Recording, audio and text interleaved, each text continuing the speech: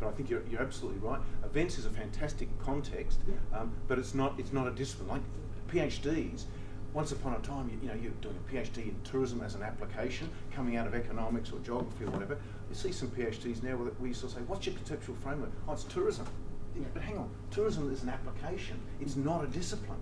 And we've got to be careful we don't make the same mistake in events. Yep. Any other questions or comments? Other than the challenge, but Vern's going to. As a young, although I look old, as a young researcher, trying to follow the advice of Dr. Getz and others to investigate the event experience, a lot of us are trying to do it qualitatively, and I think the paradigm wars between quantitative and qualitative have been over for a while, but many of us are running into it in event studies. We're running into professors that don't understand qualitative work.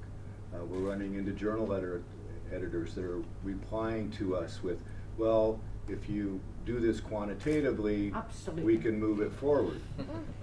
So I just see that problem. I wonder if you have any thoughts on that. Well, one of those quotes that I put up there about an over-reliance on structural equation modelling was from a highly quantitative journal. One of the top journals, where I would have thought that this person would have come back with, that's what we want. He was, and the other part that's not up there was suggesting that he would like to see some more rigorous qualitative, and this is in a fairly quantitative journal. So I think that there is I mean, with some of the new methods that have come on stream for statistical analysis, everybody's running down that path. Hopefully that sort of slows down a little bit.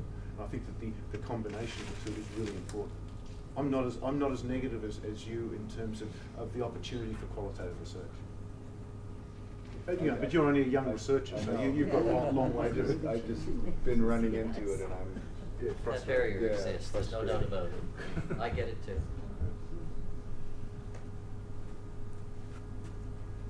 Thank you. I found a lot of what you had to say very interesting, especially because being from the States, we see very different issues, or we see some things differently. One of the things that I have found as a reviewer for some journals is that people are looking at some of the disciplines, and they're looking at some of the basic areas of study, and then they're trying to apply all these variety of theories to the world of events. And it's very clear in some of the things I read that they have no idea about the business they're talking about. Because, again, I do conventions and trade shows, and I know that business, and I read these things and I say, oh my God, maybe you've been to a convention, but you clearly don't understand what this dynamic is all about. So how do we bridge those two things? I just really have a problem with people who are always about the theory, applying it to something they know nothing about. Sure.